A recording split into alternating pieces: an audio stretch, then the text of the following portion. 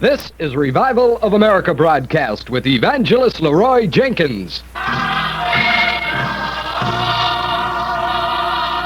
In 1960, LeRoy Jenkins was a businessman in Atlanta, Georgia.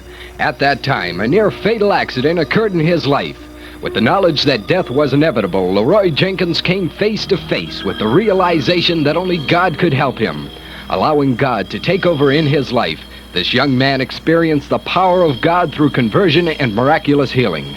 Since that conversion and healing of evangelist LeRoy Jenkins, countless thousands of people have been converted and healed. Many times as he stands before the people who gather in great arenas and coliseums and 10 cathedrals all across America, the supernatural gift of God enables him to look into the lives of those who stand before him. He sees their sickness, problems, and burdens. Many times he tells them things that happened years ago that only God could know. This is the gift of the word of knowledge. Listen as we take you into the crusade, now in progress. But when the Lord saved me, I gave everything back that I had stolen, that I could. I even paid the government what I owed them, and I did every honest thing I knew how to do. And I was there in Atlanta, Georgia, with no experience with God, raised in a terrible atmosphere, didn't know what Christian love was, didn't even know what love was. And God found me out of all of that mess and chaos, and He chose me to do His work. When I was 5 years old, God spoke to me, and He told me that He had this work for me to do. With my young mind, I could not comprehend this, so God waited till I was 9 years old, and God spoke to me again. And I would go and I would tell different ones that God had spoken to me, and they thought I was crazy. They thought that I was having hallucinations or something. They didn't believe that God would speak to a young boy. I started running from God, and I ran all over the United States. Everywhere I would go, I would find that same calling, that same voice, and that same misery. One day I decided that I would go back home. After 3 years of being gone, no one knew where I was. I tried to escape from everyone. But everywhere I would go, I would bump into some of these holy rollers. And they would always say, "Aren't you running from God?" I wondered how they always would know. I'd say, "Of course not." "Are you a Christian?" "Yes." "Where do you go to church?" "Presbyterian church." "Oh." I continued to run and run and run. Finally, I went back home after 3 years, walked in. I knew that I couldn't stay there anymore. I was misery, just terrible misery. I stayed all night there, got in my car, and away I went. I left and went to Atlanta, Georgia, went to work at a theater there as a usher. I was the chief usher because I'm going to be number one whatever I'm doing. And I told them I had plenty of experience in the theater, and so they gave me a job, chief usher. And the guy said, "Where do you stay?" I said, "Well, I haven't found a place yet." He said, "My mother would be glad to have you stay with her. No one's there, and she'd like your company, I'm sure." He called his mother, so I moved in. And she cooked for me and took care of my clothes for me, and she was just like a mother to me. And I worked there at the theater, and I met my wife there. I was 15 years old. February the 7th, I got married, and February the 19th was my birthday. That would make me 16. And it's very difficult to explain my life to you. I don't know how I can to make you understand it, why God would choose me for this work that He chose me for. Anyways, God said you can't get away from this calling no matter what you do or where you go. So what happened, I decided to settle down there in Atlanta, Georgia, and the first thing I did was went and borrowed the money from my mother-in-law. I borrowed the money from her to get married. I borrowed the money for her to buy a house. I bought a house, and I was doing real well, but I was still misery. Just all inside of me, just all I could think of. I started working night and day to pass the time away. And I worked from sun up till the next morning, rest an hour or so, and start right out again. I accomplished a lot, achieved much in a few years. I had 3 businesses, and I had a home and everything that anyone would want. I had a lot of money stashed away on the shelf, and everything seemed to be going well. So it was on Mother's Day, the Saturday night before Mother's Day. I had decided that I was going to church because I was watching Billy Graham on television. And he got to me, I don't know how, but he did. And he convinced me that there was something that I could have and feel something inside. So I said to my wife, I'm going to church in the morning. And she said, well, you always go to those darn churches, you know. It don't do you any good. And she wouldn't dare go, no way. But I would go because I was scared that God was going to let something happen to me. And I knew as long as I was sitting in church, it wouldn't happen. I was glad when they stayed as long as they did. I didn't believe a word they said, but I was there. So I got up and I said, where can I go? So I drove on the other side of town where they wouldn't recognize me. And I went in, I got out of my car. I just bought a new Cadillac that day. And I got out of that car, and these people were going in, and I said, what are you having here? And the lady said, church. Said it with such kindness and love in her face, you know. I said, can anybody go? And she said, sure. She said, matter of fact, this is our first service here, and some of the other churches in their organization are here to get it started off. And so I went in, and there were only one chair left. It was on the back where it should have been. I sat down in that chair. In a few minutes, this preacher came out, young man, and he started preaching, and I was scooted way down in my chair where he could not see me, but I could see him, because I had heard that those people did certain things to you. And so what I did, I sat there, and the preacher, he said, this is my first service. I'm from Chicago, and he said, I hope that I can serve you people and all. He said, but I want to tell you, he said, I feel the strangest feeling here. And he said, I must tell you what I feel. He said, there's a young man here that's running from God, and this is your day.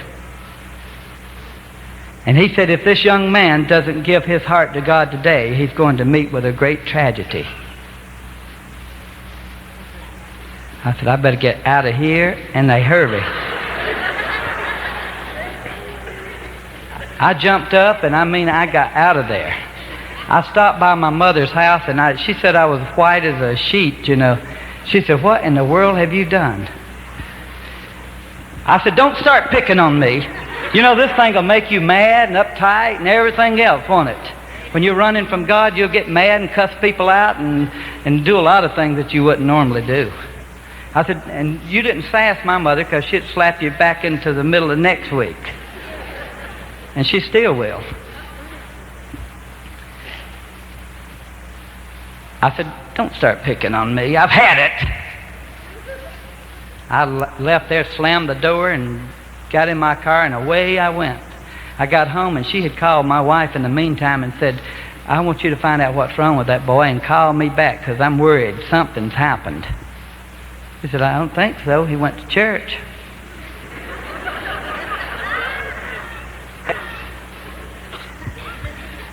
So I went in and I said, when I get home, I'll go right straight into this room where I work. I was building a dressing room for the pool, and I'll start taking that plate glass window out where the man in the morning won't break it.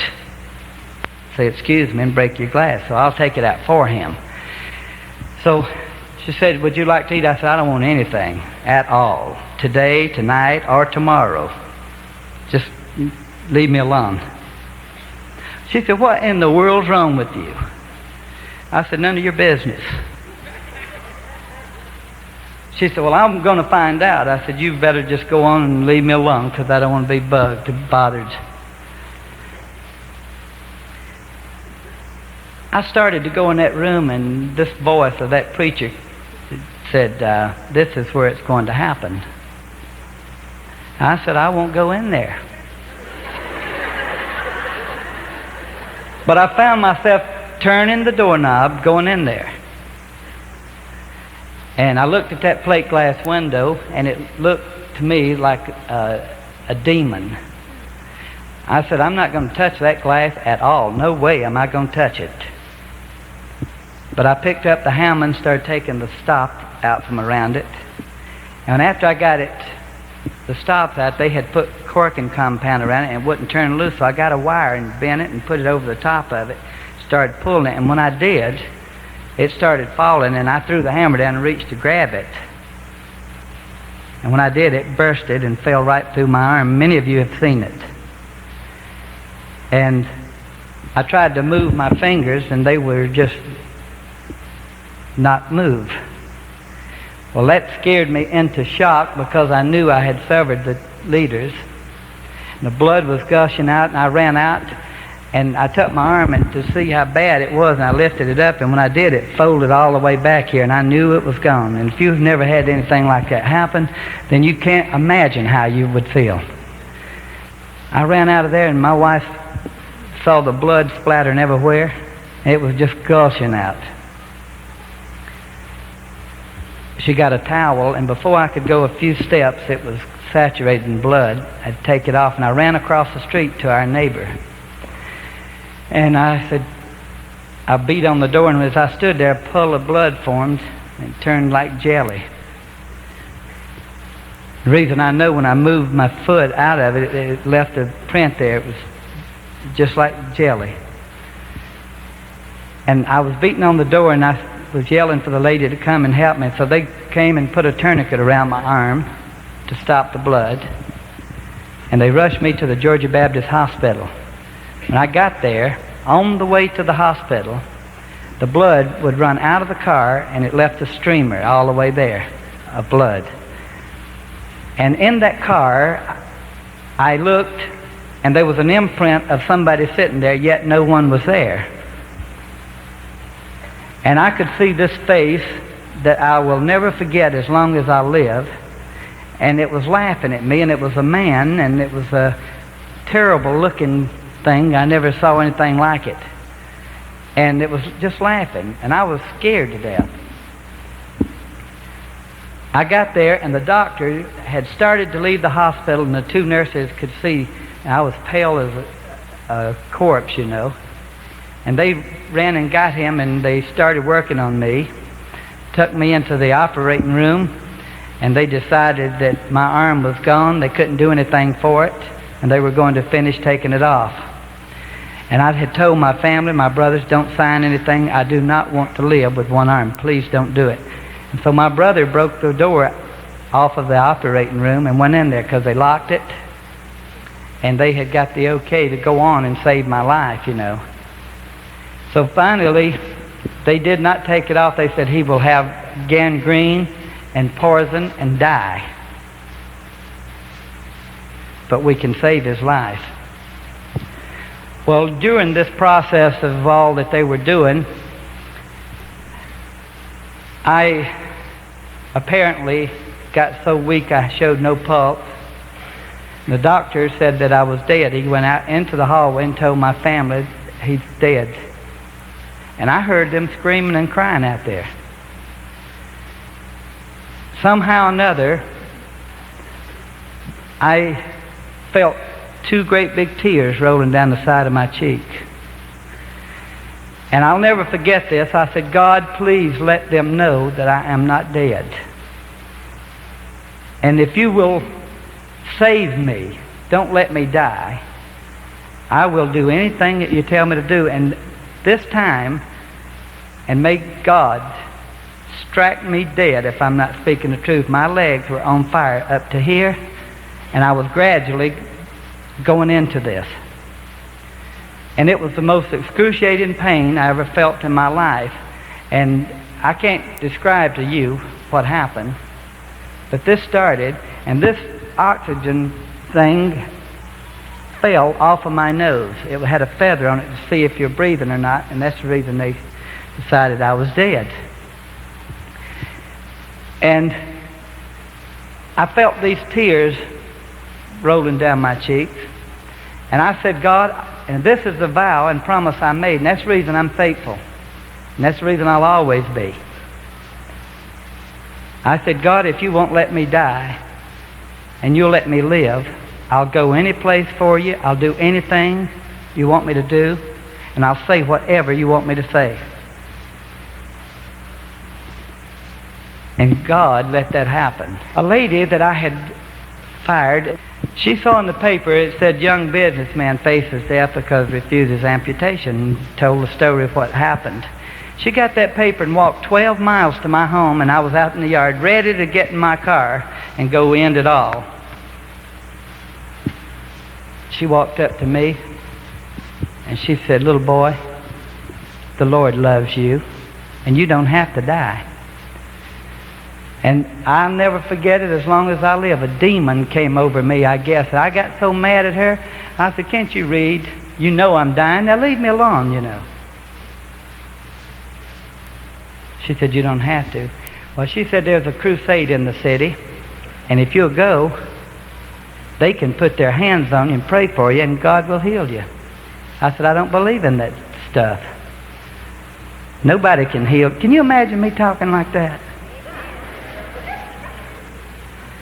I said, I said, there's nothing to it. I said, I prayed to God and everything in the hospital, and here I am alive, but I'm going to die anyway, so there's no God. There's no nothing. 12 years ago, I didn't believe there was a God. Can you imagine that? After all the experiences I had. So everything looked terrible for me. It looked like it was all over. And finally my sister, she said, I don't like to go to church. She said, because I don't like to be a hypocrite. And I don't know why people think they have to be a hypocrite if they go to church if they're not Christians. But she said, I don't want to be a hypocrite. But she said, I'll take you. And she went with me. We got out there, and the odor from this arm was so bad, I can't explain to you. It was terrible, and I was embarrassed to even be there. And this stuff was dripping out of it.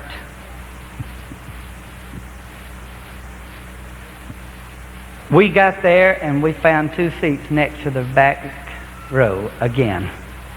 Old familiar place. Big tent crusades going on, all those people there. And I was scared to death because they were in there clapping those hands and patting their feet and singing hallelujah and glory to God. I told my sister, take me out of here. Let's get away from here quick. But they sang a song, Amazing Grace, how sweet the sound. And I heard that and all those thousands of people singing, and something started working on me a little bit. We sat there, and the man spotted me, and he said, where's that man that cut his arm off? Come up here. Now, I was in this terrible, terrible pain, so bad you couldn't, I was just, like that all the time. But when he said that, I started down there, a lady jumps up and starts speaking in tongues. And when she did, the pain left. I didn't know what in the world was going on, but I do know she stopped the pain with tongues. She didn't pray for me, she scared them away. I stood there weaving like this. She finally hushed, and I proceeded to go on down to the front. And when I did, somebody else started yelling out, for yea, I am the Lord thy God. I said, oh my Lord, they're claiming to be God now. I looked, and I said, if I go that way, they'll get me. If I go that way, I said, I might as well go ahead and face it. And as I started down there, this woman kept on saying, you know, for I am the Lord thy God, and yea. And then she said something to let me know that they weren't talking about they were God, see. And I said, they're talking about me now. This is for me. And now they've got to heal me because they've told all these people that they were, so now they've got to. I won't tell him how bad it is. I'll just let him think it's just something simple. I walked up there on that ramp, and he took me by the hand and said, "Stand over here." And I didn't say it, but I thought, boy, you ought to talk a little kinder to a fellow dying.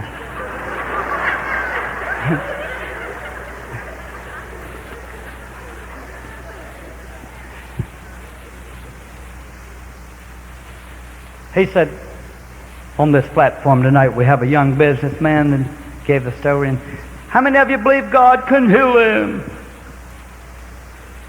Amen. They were yelling. I said, boy, they believe it. They could convince me, now we'd have it made. But you know the thing that sold me?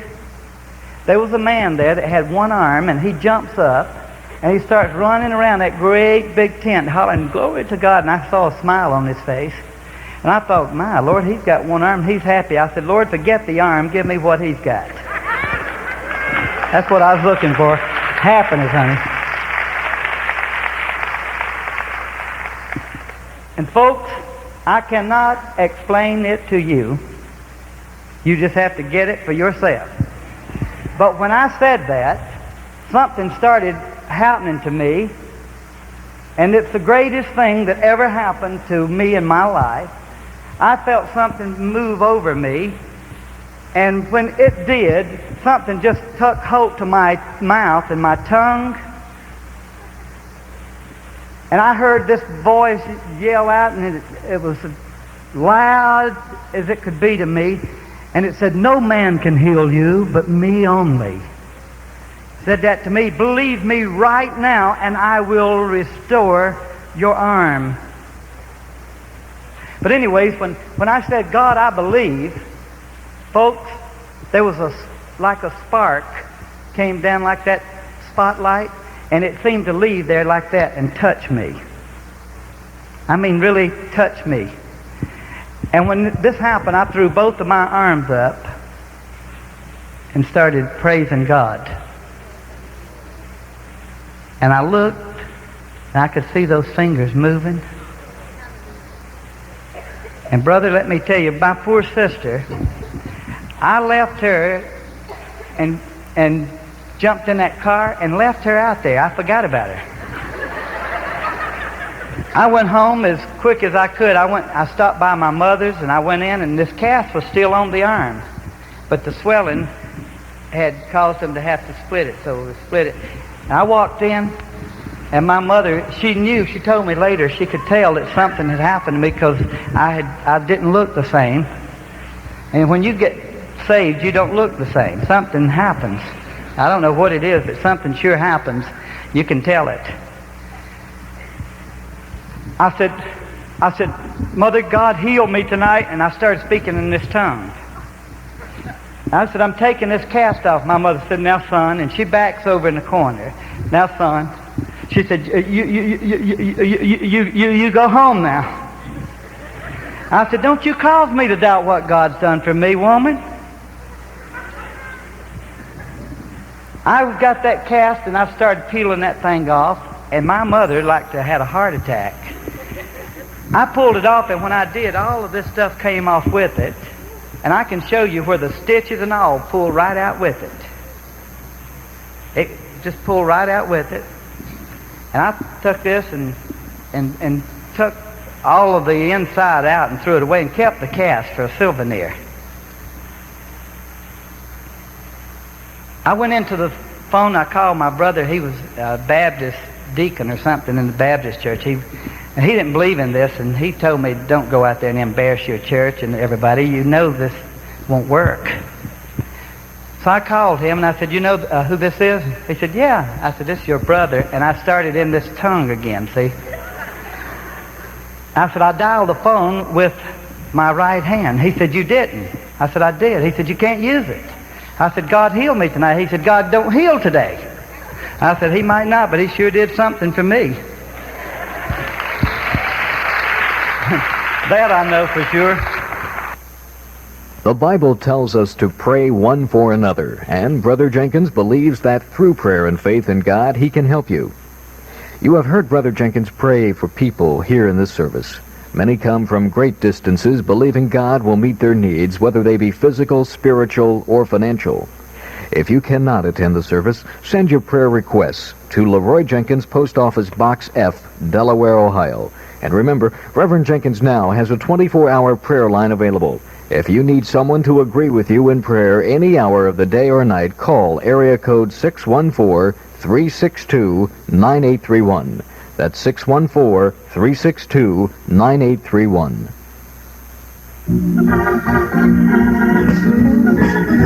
God Gave Me a Song is the title of the stereo album featuring the choir and band from LeRoy Jenkins' Holy Hill Cathedral Church. The excitement of this gospel now sound will make you feel as if you are there. You'll hear LeRoy Jenkins singing, "I'll Be Somewhere Listening for My Name," "Just a Closer Walk with Thee." Choir director Henrietta Hairston sings "Treading the Winepress," "Give Me a Clean Heart," "The Good Shepherd," and soloist Nell Hurd sings "The Name of Jesus."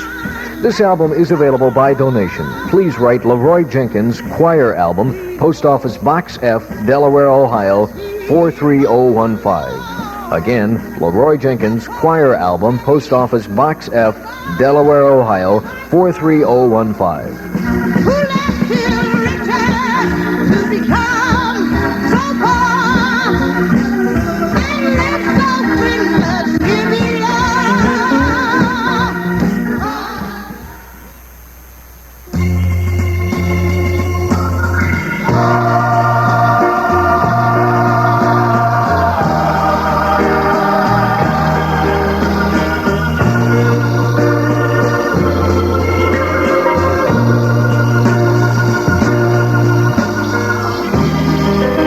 Revival of America broadcast with evangelist LeRoy Jenkins is brought to you every week through the auspices of the LeRoy Jenkins Evangelistic Association, Incorporated.